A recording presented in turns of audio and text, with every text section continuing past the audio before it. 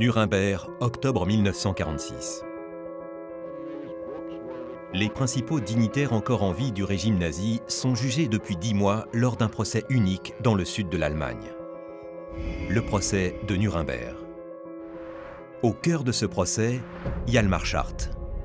Il va figurer parmi les dignitaires du Troisième Reich qui seront jugés à Nuremberg. Jugé pour avoir été l'homme providentiel de l'Allemagne en reconstruction, Schacht aura accompagné la montée au pouvoir d'Adolf Hitler.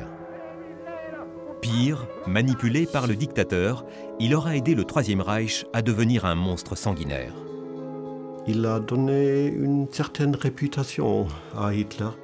Ça le rend, dans une certaine manière, culpable, je dirais. Pourtant, contre toute attente, Hjalmar Schacht sera acquitté. Schacht a été acquitté au procès de Nuremberg car il n'a pas été possible de prouver sa culpabilité dans la préparation de la Seconde Guerre mondiale et qu'il n'avait commis aucun crime contre l'humanité.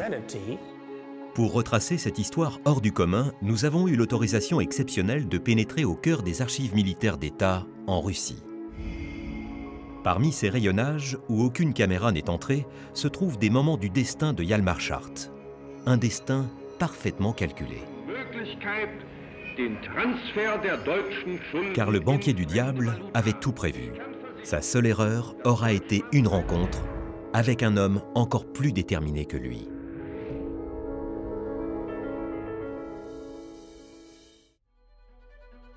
Janvier 1877.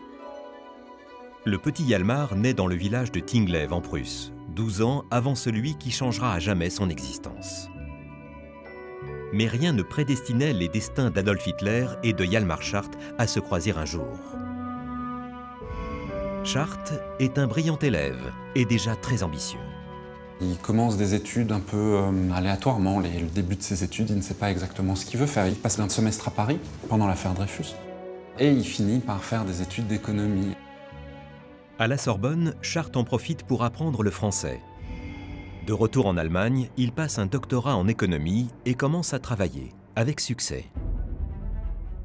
C'est un des talents de Schacht de négocier. Il est là, il emballe les gens, et il devient très vite indispensable. Il est quand même assez jeune, il devient l'un des grands dirigeants des finances allemandes très tôt.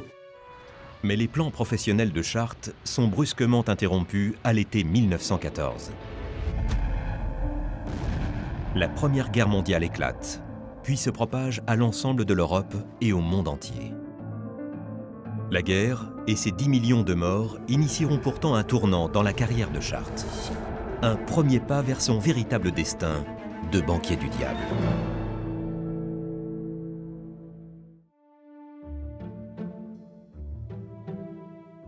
Octobre 1914. Au début de la guerre, Hjalmar Schacht est mobilisé en Belgique, mais pas en tant que soldat. Le pays est occupé par les Allemands et l'économie s'est arrêtée. Et Schacht vient pour rétablir le fonctionnement économique normal, et ce sera son premier coup de génie. La Belgique devait payer pendant sa propre occupation.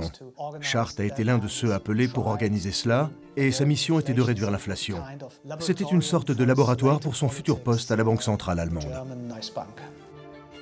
Il est déjà reconnu pour ses talents de banquier et met en place une stratégie pour faire repartir la consommation belge.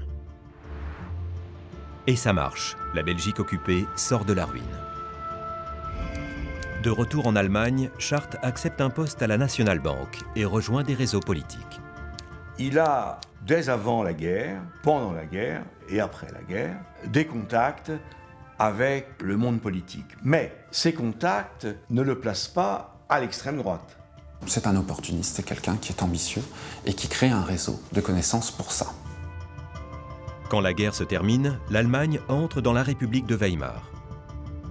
C'est à ce moment que Hjalmar Schacht participe à la création d'un parti de gauche, le DDP. Il est un cofondateur du parti DDP, le Deutsche Demokratische Partei, qui est l'expression du libéralisme de gauche. Au sein du DDP, il tracte, rencontre, échange des idées, intègre des cercles puissants en Angleterre et aux États-Unis. Mais comment Schacht pourra-t-il renier ses convictions au point de rejoindre l'auteur de Mein Kampf, Adolf Hitler? Pour le comprendre, il faut connaître la véritable personnalité de Schacht. un mélange d'ambition démesurée et de certitude. Une sorte de petit dictateur de l'économie.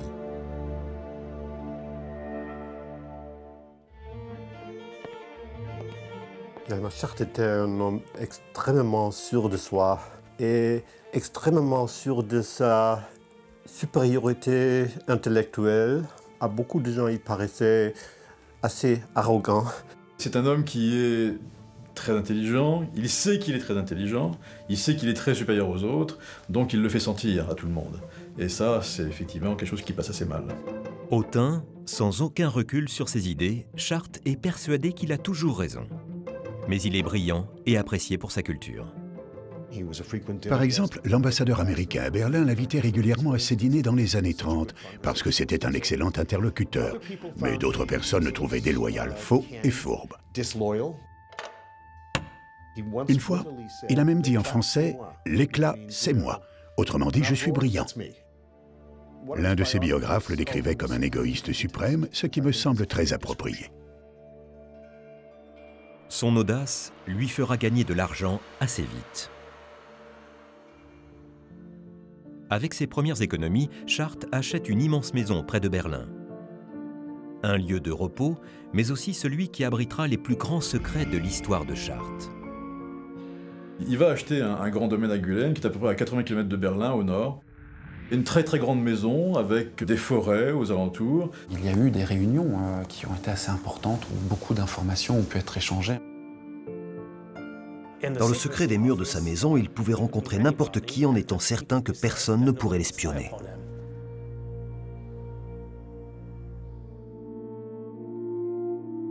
Mais au début des années 20, dans une Allemagne détruite, Hjalmar Schacht cherche à accélérer son ascension sociale à tout prix. Schacht n'est pas du tout un homme qui cherchait la richesse. La richesse, il l'avait. Il avait gagné de l'argent, beaucoup, avec son activité de banquier. Lui, ce qui l'intéressait, c'était le pouvoir, exercer le pouvoir économique, et puis redresser l'Allemagne. Un homme va bientôt lui donner la possibilité d'atteindre son rêve. Adolf Hitler.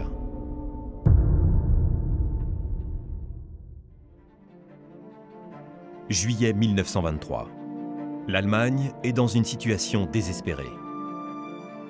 Nous sommes moins de 8 ans avant le dîner qui changera la vie de Schacht en lui permettant de rencontrer Adolf Hitler. L'Allemagne, sortir de la Première Guerre mondiale, est vaincue et est en ruine, l'économie est ruinée. Les Alliés, les vainqueurs, imposent, en fonction du traité de Versailles, des réparations colossales à l'Allemagne. Le pays doit payer ses réparations de guerre aux Alliés et s'endette dangereusement. Le chômage grimpe, les salaires diminuent de 25%. L'Allemagne s'est lancée dans un programme de dépenses massives après la Première Guerre mondiale. D'abord pour gérer les veuves et les orphelins des combattants, mais aussi pour payer les lourdes réparations imposées par les Alliés.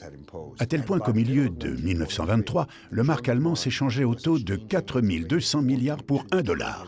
Il ne valait pas plus que le papier sur lequel il était imprimé. Cette période pendant laquelle les prix s'envolent et la monnaie perd toute sa valeur porte un nom, l'hyperinflation. La monnaie perd grosso modo 5 millions de fois sa valeur, à peu près entre 1918 et 1923. Une inflation extraordinaire, c'est l'image classique des gens qui se déplacent avec des brouettes de billets pour faire leurs achats. Et donc il faut quelqu'un pour arrêter ça. La Reichsbank n'en est pas capable, et en 1923, donc, le gouvernement va venir chercher Schacht, qui est à l'époque un banquier déjà très célèbre, très connu, pour essayer d'arrêter cette inflation galopante. C'est un poste de fusible. L'enjeu pour Schacht est simplement que s'il réussit cette mission, si le fusible n'a pas sauté, effectivement, ça peut le propulser à un étage supérieur. Hjalmar Schacht vient de décrocher un poste créé spécialement pour lui, commissaire à la monnaie pour le gouvernement. Il n'a pas de bureau, pas de moyens, et le poste est suicidaire. Mais Schacht se met au travail, à sa façon. Il va réfléchir déjà pendant plusieurs jours, comment faire. Il va s'installer dans une remise obscure du ministère des Finances, il va fumer toute la journée des cigares pour réfléchir aux solutions, et en définitive, il va mettre un plan au point pour arrêter les choses, pour arrêter cette inflation. Schacht joue sa carrière, et il le sait. À Moscou, dans les archives russes, les premières traces de Schacht datent de ce moment-là. Il passe du statut de petit banquier à celui de personnage public. Au même moment, un homme tente d'arriver sous le feu des projecteurs en Allemagne, profitant d'une colère qui monte petit à petit dans la population. Adolf Hitler était une personnalité politique marginale en 1923. Il dirigeait un parti basé en Bavière, dans le sud du pays, qui comptait environ 50 000 membres à ce moment-là. Il rêvait d'imiter Mussolini, qui avait conduit la marche sur Rome, en Italie, pour forcer le gouvernement à lui donner un poste clé. Chart, lui, applique ses idées pour mettre fin à l'échec du système économique. Ça va être son premier coup de génie et sa première œuvre très déterminée, c'est d'arrêter ce système-là. En 4 ans, personne n'avait réussi à le faire. En quelques semaines, l'inflation va être amenée de plus de 1000% par mois à quelque chose comme 15%. Que se serait-il passé si Chart n'avait pas réussi? Personne ne peut le dire. Mais bien sûr, sa stratégie pour réduire l'inflation a été un moment clé de l'histoire de la République de Weimar. Et cela l'a rendu populaire.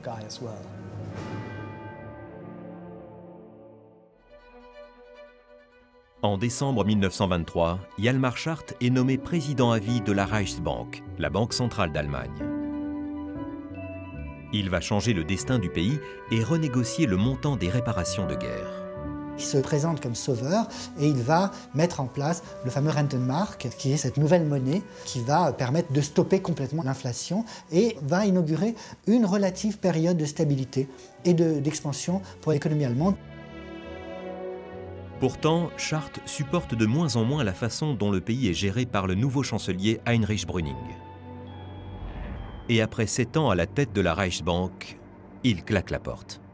Il pensait que le gouvernement allemand ne cherchait pas réellement à réduire le fardeau des réparations de guerre.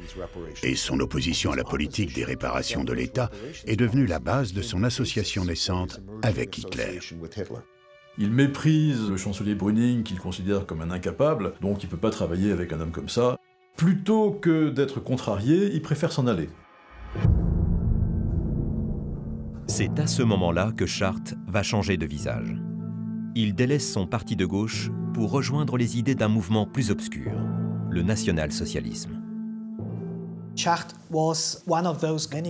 était l'un de ces nombreux politiciens, industriels et banquiers qui sont passés du libéralisme à un nationalisme libéral, et même à des partis fascistes pendant les années 20. C'était lié à la déception provoquée par la République de Weimar. Il rentre dès 1930 en contact avec Göring, ce qui n'est pas étonnant, parce que Göring, des dirigeants nazis de la première heure, du premier cercle autour d'Hitler, c'est celui qui est, disons, un peu chic, ou qui se veut chic. C'est celui que Hitler va envoyer, c'est très clair, va envoyer pour séduire les élites traditionnelles. Chart hésite, mais il doit partir quelques semaines à l'étranger.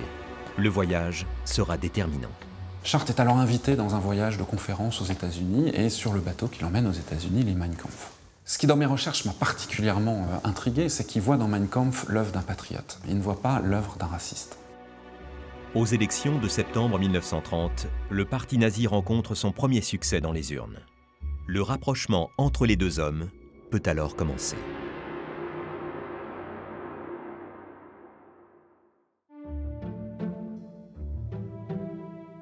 Janvier 1931. Hermann Göring a été séduit par les idées de Hjalmar Schacht quelques mois plus tôt. Le 5 janvier, il organise un dîner chez lui, auquel il convie aussi Adolf Hitler. Ce repas changera totalement la vie de Schacht. L'ambiance est détendue, le banquier écoute religieusement les propos du futur dictateur. Chart était fasciné par la personnalité et le charisme d'Hitler. Il pensait qu'Hitler était le leader dont l'Allemagne avait besoin et que l'Allemagne méritait. C'était un moulin à paroles, Hitler, et donc il parle et Chart écoute. Hitler exerce certainement une espèce de fascination sur Chart. Et là, il tombe sous le charme. Charme au sens très fort du mot, bien sûr, hein, c'est-à-dire une sorte d'envoûtement. Le banquier est comme hypnotisé. Et pourtant, le programme économique du Führer ne le séduit absolument pas. Chart ne va pas du tout être convaincu par ce programme, absolument pas. Mais il se dit que cet Hitler, quelque part, lui ressemble un peu, c'est-à-dire un homme très déterminé, qui a des idées, qui veut les faire appliquer, quel qu'en soit le prix. Et c'est là qu'il va se rallier, malheureusement, à Adolf Hitler. Hitler a besoin de Schacht, il a besoin d'un Schacht, il a besoin de quelqu'un qui va pouvoir mettre en œuvre une stabilisation de l'économie. Et nous l'oublions pas, quand même, la situation la plus difficile de l'économie allemande, c'est ce chômage de masse. De retour chez lui, le banquier réfléchit. Sa femme Louise, fascinée par le futur dictateur, finira de le convaincre. C'est décidé, Schacht suivra le Führer jusqu'au bout.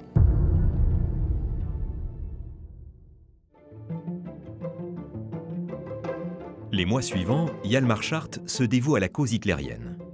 Il fédère les grands patrons autour du projet nazi et s'imagine de plus en plus au sommet de l'État. Schacht est convaincu que l'avenir appartient à Hitler. À partir de ce moment-là, il lie son sort à celui de Hitler. Schacht pense qu'il va pouvoir, quelque part, instrumentaliser Hitler et puis imposer ses propres idées. Ce qui était quelque part un peu présomptueux, mais assez à la mesure de Hjalmar Schacht. Hjalmar Schacht, lui, ne doutait de rien, et en tout cas pas de lui. Le banquier a raison. Hitler en fait son mentor économique. Mais Schacht pense qu'il a manipulé le futur dictateur. La vérité est tout autre. Hitler a parfaitement compris ce qu'il pourrait tirer de la crédibilité internationale de Hjalmar Schacht. Et il fait tout pour gonfler son ego. Entre 1931 et 1933, il était ce que les Allemands appelaient une vitrine, c'est-à-dire une pièce maîtresse que l'on expose pour montrer aux leaders économiques, aux dirigeants, que la politique nazie n'était pas si radicale qu'ils le craignaient. Pour ce parti qui est dans cette période de montée vers le pouvoir, s'attacher les services de Schacht, c'est évidemment capital, parce que Schacht dispose d'une réputation considérable. Pour financer les campagnes du NSDAP, le parti nazi, Schacht collecte même 3 millions de Reichsmark auprès d'industriels allemands. Et ça marche. Les élections législatives de juillet 1932 confirment la poussée du NSDAP, qui devient le premier parti d'Allemagne avec près de 14 millions de voix. Mais le président du Reich, le maréchal Hindenburg, refuse de confier la chancellerie à Adolf Hitler. Schacht fait alors signer une pétition par des industriels allemands pour faire pression sur Hindenburg. Schacht va faire en sorte que Hitler arrive au pouvoir. Hindenburg ne peut pas éviter de nommer Hitler chancelier. Le 30 janvier 1933, Adolf Hitler devient le chancelier du Troisième Reich. Pour Hjalmar Schacht, le soutien indéfectible et le stratège de l'ombre, c'est une nouvelle vie qui débute.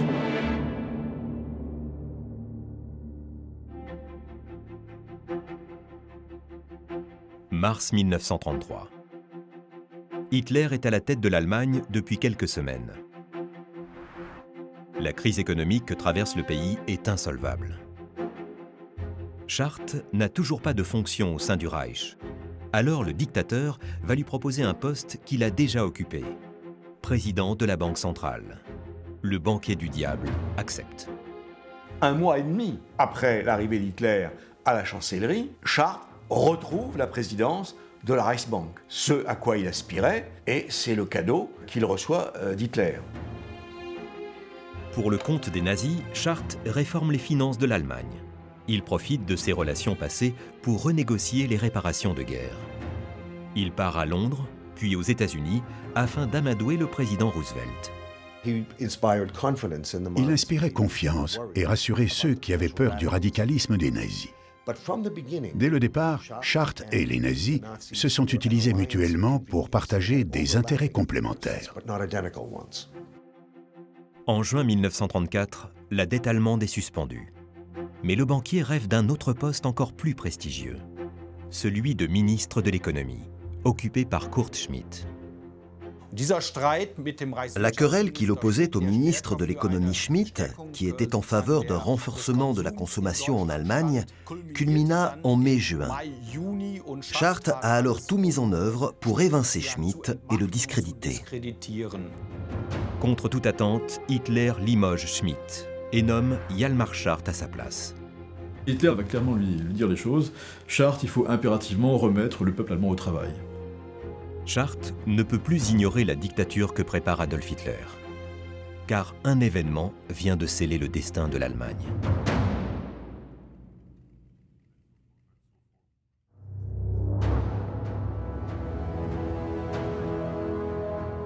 Juin 1934.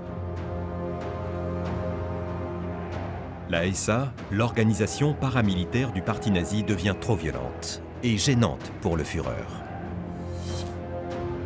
Le 21 juin, le président Hindenburg demande à Hitler de ramener le calme dans le pays. 8 jours plus tard, débute la nuit des longs couteaux. Une série de meurtres, une véritable purge pendant laquelle plus de 200 membres de la SA seront assassinés, notamment par des SS, la garde rapprochée d'Hitler. Un mois plus tard, Hindenburg, le président du Reich, meurt d'un cancer du poumon. Hitler tient désormais à lui seul le destin de l'Allemagne entre ses mains. Pour construire le grand Reich auquel rêve Adolf Hitler, le pays doit se réarmer. Mais c'est impossible. L'Allemagne n'a pas le droit de se réarmer, elle est toujours tenue par les conditions drastiques du traité de Versailles, le diktat de Versailles, et ce réarmement allemand doit se faire de façon, disons, discrète. Hitler a déjà trouvé l'homme qui accomplira cette prouesse. Président de la Banque centrale et ministre, Schacht vient de rejoindre le cercle très fermé des cadres nazis. Mais à part Hitler, il n'apprécie pas beaucoup les dignitaires du Reich. La relation avec Hitler était la plus intéressante. Avec Göring et Goebbels, ils ne se fréquentaient pas beaucoup, car ils n'évoluaient pas dans les mêmes cercles. Mais Hitler trouvait Schacht très utile, au point même de le protéger. Pourtant, Schacht a particulièrement mal compris ce dont Hitler était capable. Les vrais nazis ne le considèrent pas comme un des leurs. Il est en quelque sorte l'archétype du grand bourgeois, ce qui d'ailleurs se voit tout de suite dans sa mise vestimentaire. On ne verra jamais Schacht en uniforme. Le seul à jouer l'ami de façade par intérêt est Hermann Göring. Göring voulait en tout cas cultiver l'image d'ami de Schacht. Göring a invité à plusieurs reprises Schacht à des réceptions dans son espèce de château d'opérette. Alors Schacht, lui, n'était pas trop preneur de ça, hein, parce que Göring adorait se déguiser dans des uniformes chamarrés, organiser des orgies à la romaine. Alors on imagine assez mal le très digne Schacht avec son costume droit, son col amidonné, ses lunettes d'acier, dans ce type de choses. Je pense que des hommes comme Göring et Goebbels voyaient en lui quelqu'un d'utile au début du règne nazi, mais gênant par la suite. Dans son bureau berlinois, Schacht ne pense qu'à une chose, satisfaire Hitler en réarmant secrètement le pays. Et en quelques semaines, il trouve une solution prodigieuse.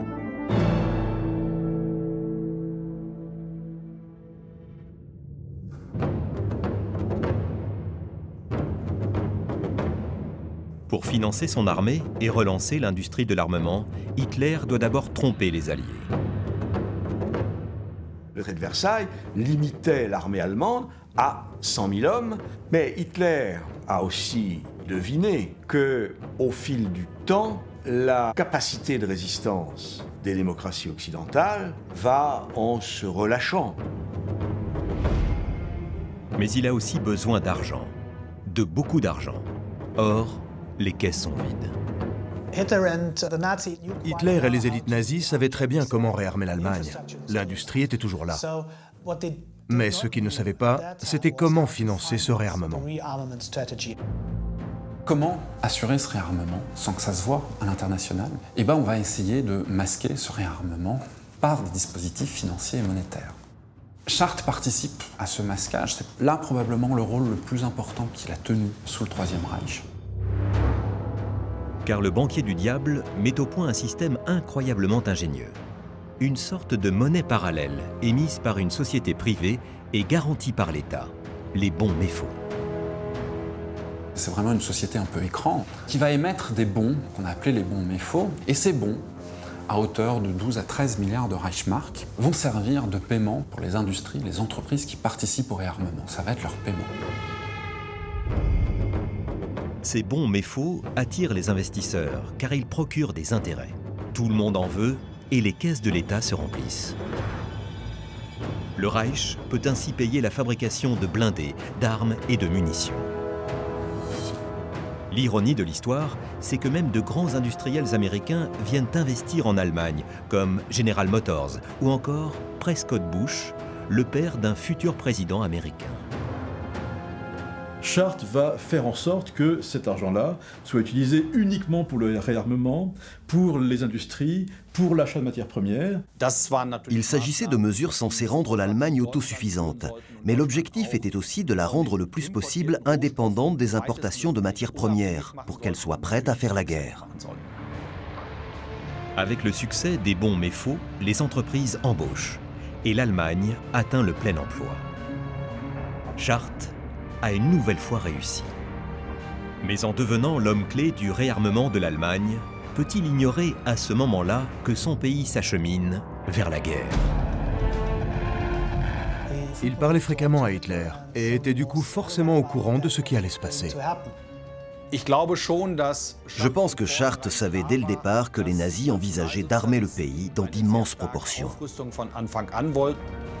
Après 1945, Chart niera pourtant toute implication, comme dans cette archive inédite des années 60.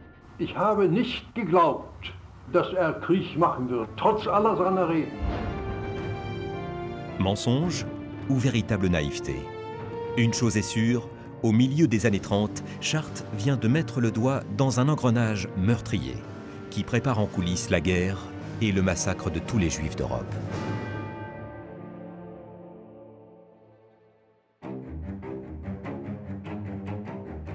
Septembre 1935.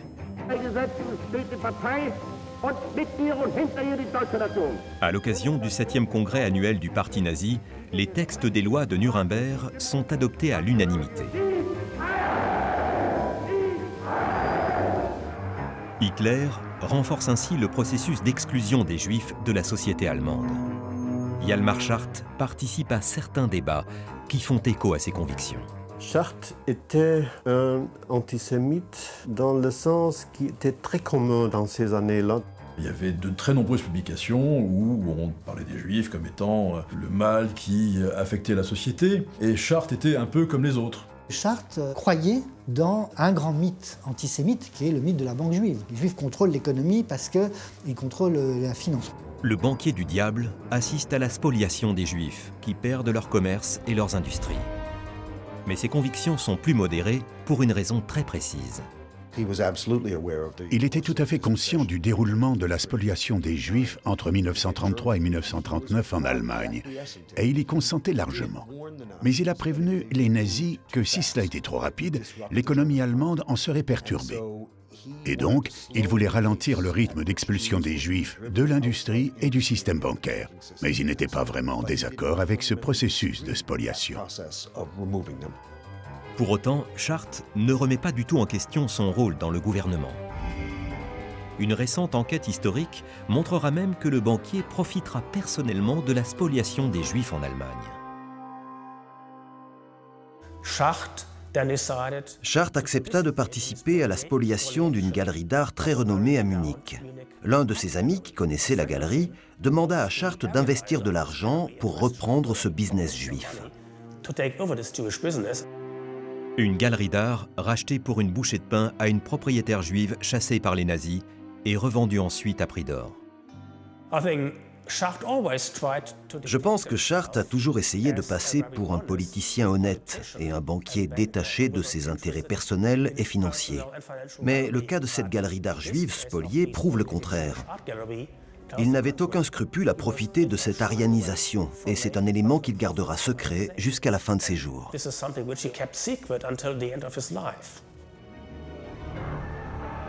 Pendant que le Führer réforme le pays à un rythme effréné, Chart assiste même depuis son ministère à la construction des camps de concentration de Dachau, Sachsenhausen et plus tard Buchenwald. Mais à quelques mois de l'effroyable nuit de cristal, un homme que Chart considérait comme un ami va alors renverser sa relation avec Hitler.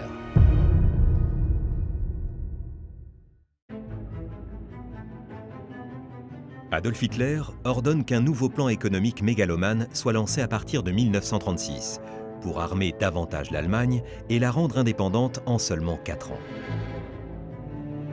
C'est Hermann Göring, le numéro 2 du régime, qui s'empare du projet.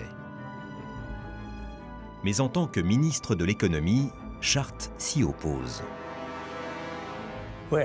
Alors que Chart souhaitait arrêter le réarmement à un certain niveau suffisant pour l'Allemagne, Göring, lui, s'investissait pour réarmer le pays dans le but de préparer la guerre.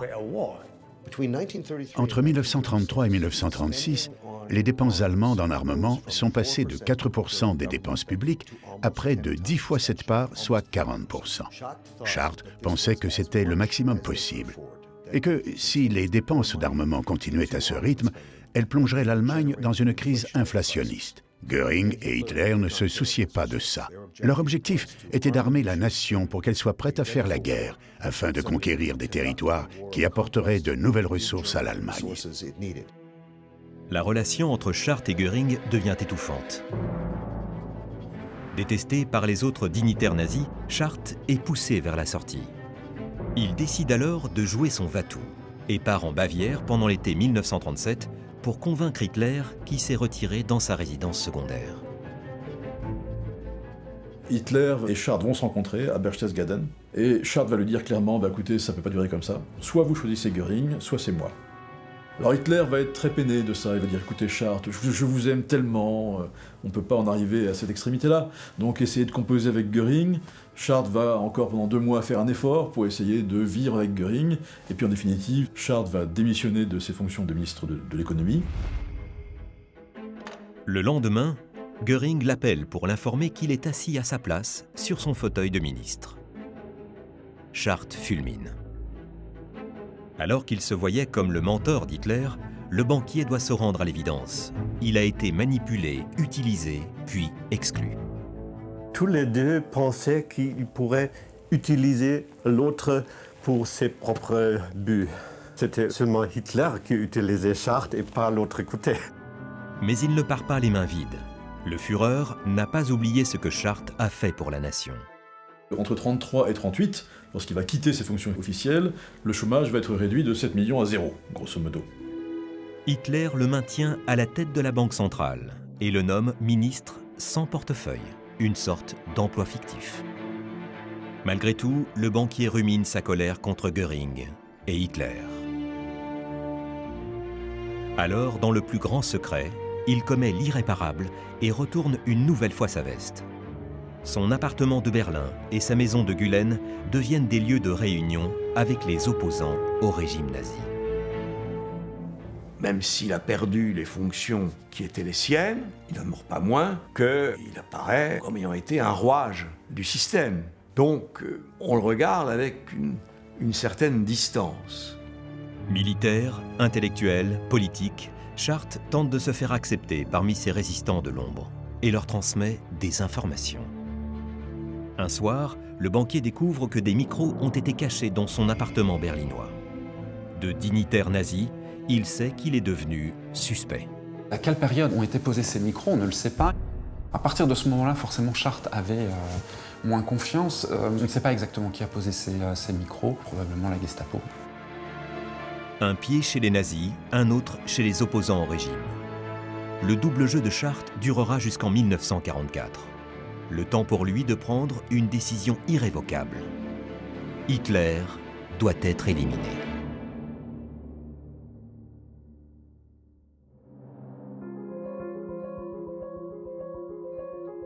Novembre 1938. L'Allemagne devient le théâtre d'un moment clé de la politique antisémite d'Hitler. Dans la nuit du 9 au 10 novembre, les Juifs et leur lieu de vie sont pris pour cible. C'est la nuit de cristal. Chart est abasourdi par cette violence. Les Juifs sont assassinés, les synagogues sont incendiées, et cette nuit de cristal, elle a sur lui l'effet d'un choc. Il a, on peut dire, le courage de le dénoncer, publiquement, je veux dire. Dans les jours qui suivent, 30 000 Juifs sont arrêtés et envoyés en camp de concentration. Les lois de ségrégation se durcissent et privent les Juifs de tout travail et de leurs droits.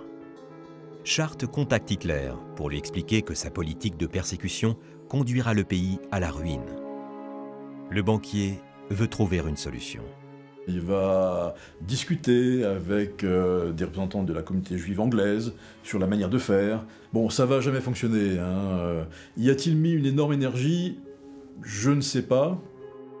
À la fin de l'année, Adolf Hitler, agacé par les positions de Chartres, le convoque à Berlin.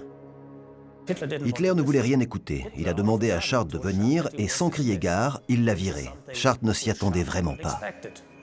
L'année 38, dans l'histoire du Troisième Reich, c'est une année qui a la valeur d'un tournant, parce que Hitler se débarrasse de toute une série de dignitaires qui représentaient, au sein du régime, l'aile conservatrice. En janvier 1939, Chartres n'a plus aucun pouvoir dans l'organigramme nazi. Hitler l'a exclu du gouvernement, puis de la Banque centrale. Mais étonnamment, il lui conserve son titre de ministre. Une coquille vide. C'est, pour le banquier du diable, le moment de s'enfermer dans sa maison de Gülen. Il se repose, jardine, réfléchit et assiste, impuissant, au chaos de la Seconde Guerre mondiale.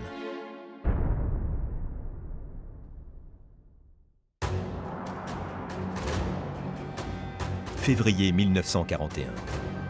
L'Allemagne a déjà envahi la Pologne, puis la France, et prépare son attaque de l'URSS. Hjalmar Schacht ne peut plus ignorer que la guerre cache aussi l'un des pires crimes contre l'humanité de l'histoire, la Shoah. Est-ce qu'il était au courant de l'assassinat des Juifs d'Europe? Je pense oui, comme les élites allemandes. On sait que l'information a circulé, elle revenait de l'Est. Il avait des amis parmi les officiers et les généraux de l'armée allemande. C'était aussi un très bon ami des opposants conservateurs anti-Hitler. Tous ceux qui occupaient une si haute fonction à Berlin connaissaient l'existence des camps de concentration en Europe. Et toute personne en haut de l'organigramme nazi savait que des exécutions massives avaient lieu sur le front de l'Est, principalement de Juifs. Pourtant, Schacht conservera des relations avec le dictateur et l'informera même de son souhait de se remarier suite au décès de sa première femme. Cette rencontre aura lieu en février 1941. Ce sera la dernière. Mais le lien particulier entre les deux hommes sauvera certainement Schacht de la mort près de 4 ans plus tard.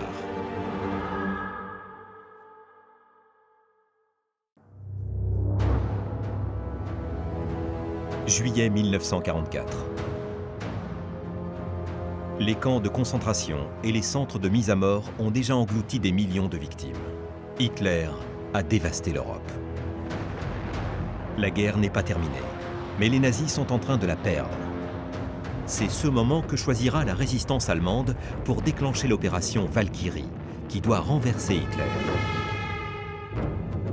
Le dictateur a dû faire face à plus de 40 attentats depuis 1921, mais celui-ci sera certainement le plus spectaculaire. Dans sa propriété de Gülen, Schacht recevra les conspirateurs et connaîtra certains détails du plan. Il était au courant.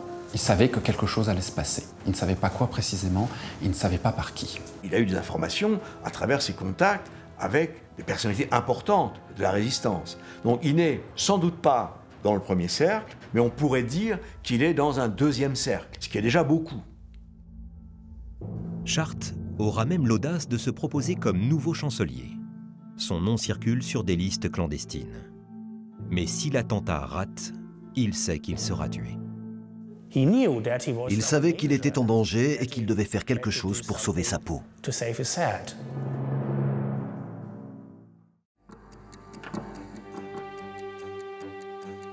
Ce 20 juillet 1944, Hitler est dans l'un de ses quartiers généraux, la Tanière du Loup. C'est une réunion au sommet, avec plusieurs hauts responsables militaires de l'appareil nazi.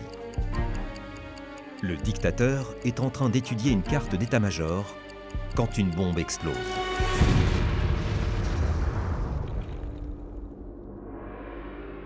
Hitler est touché, 5 personnes sont tuées. Hitler, par un énorme coup de chance, va réchapper de ce complot. Et là, Hitler va être évidemment furieux.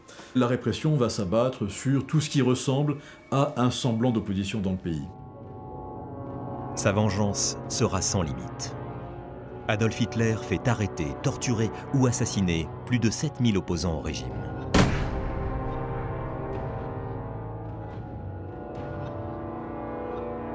Parmi eux, Hjalmar Schacht. Au matin du 23 juillet, des hommes viennent arrêter le banquier sur ordre d'Hitler. Sa maison de Gülen est inspectée de fond en comble, à la recherche de preuves. Il va de soi qu'on ne doit rien trouver. Il a éliminé toute trace d'implication. Schacht a 67 ans. Il est jeté en camp de concentration. Commence alors pour lui l'épisode qu'il décrira comme le plus terrible de sa vie. Il va vivre le parcours du prisonnier, il va d'ailleurs rencontrer la plupart des conjurés du complot Valkyrie, qui va voir disparaître parce que ces gens-là sont exécutés les uns après les autres. Personne n'a parlé. Et heureusement pour Schacht, son nom n'a pas pu être retrouvé dans les documents des principaux conspirateurs contre Hitler. Rien n'a pu confirmer à la Gestapo qu'il faisait partie des conjurés. Le banquier du diable traversera des camps comme Ravensbrück, Flossenbürg ou Dachau. Ses anciens amis conspirateurs seront assassinés, mais pas lui.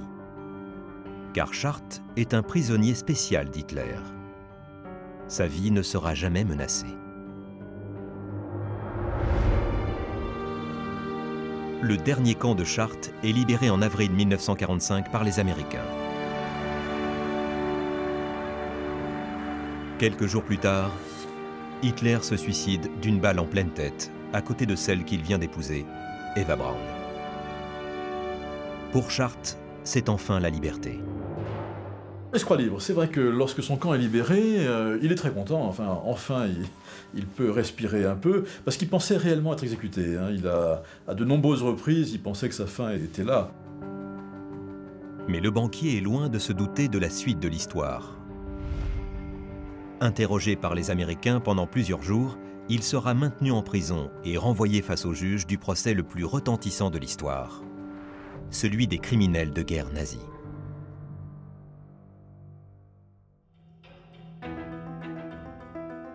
Nous sommes en octobre 1946 et le banquier du diable est convoqué au procès de Nuremberg.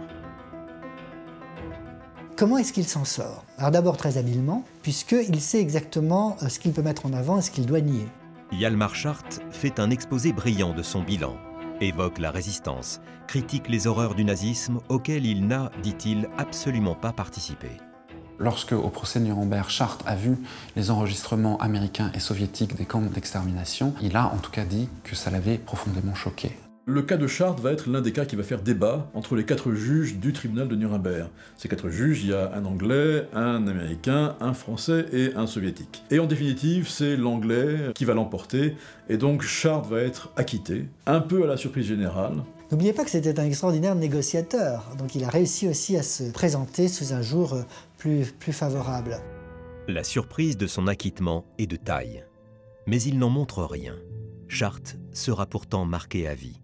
Il parlait assez peu de ce temps-là. C'était pour lui une expérience assez traumatique, dans un certain sens, je dirais. Après Nuremberg, les autres procès contre les anciens nazis en Allemagne le laissent également libre. Mais il est ruiné et il a dû quitter sa maison de Gülen. Il va tout à fait laver de toute accusation et il va pouvoir redémarrer une nouvelle vie en quelque sorte. Bon, c'est un très vieux monsieur à ce moment-là, puisqu'il a plus de 70 ans, mais malgré tout, l'avenir est devant lui.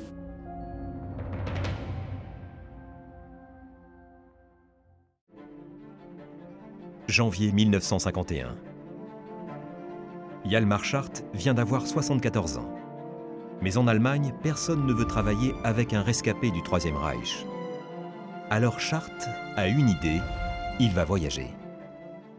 Dans l'Allemagne d'après-guerre, il n'existait plus. Pour une raison simple, le chancelier de l'Allemagne de l'Ouest, Konrad Adenauer, qui exerça de 1949 au début des années 60, détestait Schacht.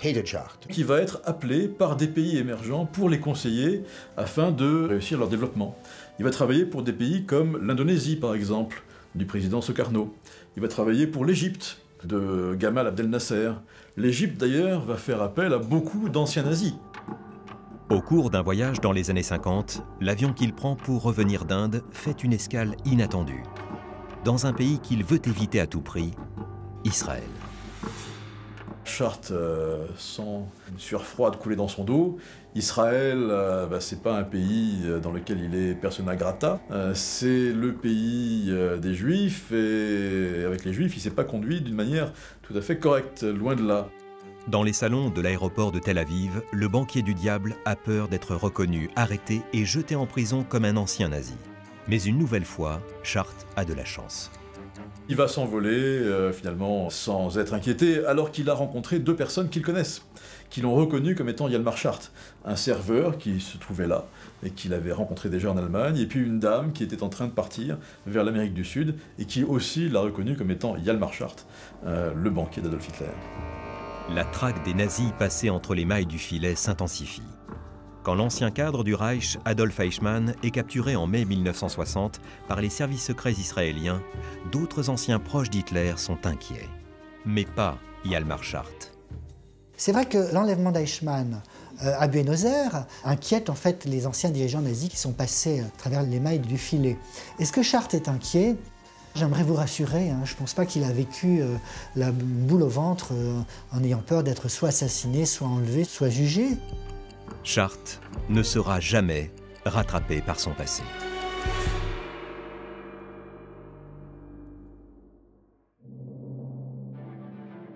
Juin 1970.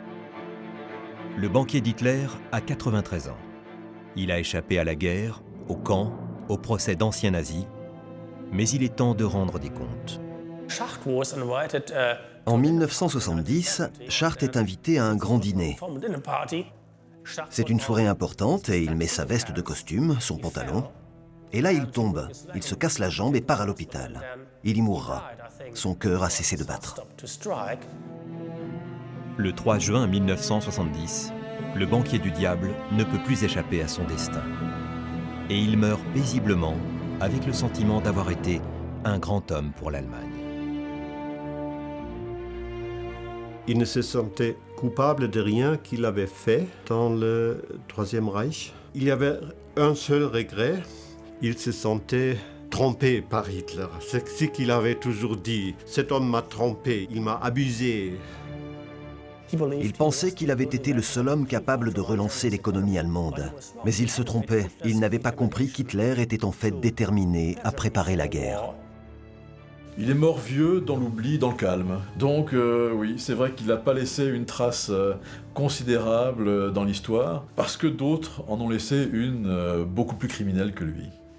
Il a permis à Hitler d'accéder au pouvoir. Il a été aussi l'un des grands facilitateurs du carnage de la Seconde Guerre mondiale. Alors, si certains chercheurs mettent en avant son intelligence, tout cela est largement surpassé par les horreurs qu'il a rendues possibles. Le banquier aux deux visages emportera avec lui les derniers secrets de sa véritable relation au nazisme et à Adolf Hitler.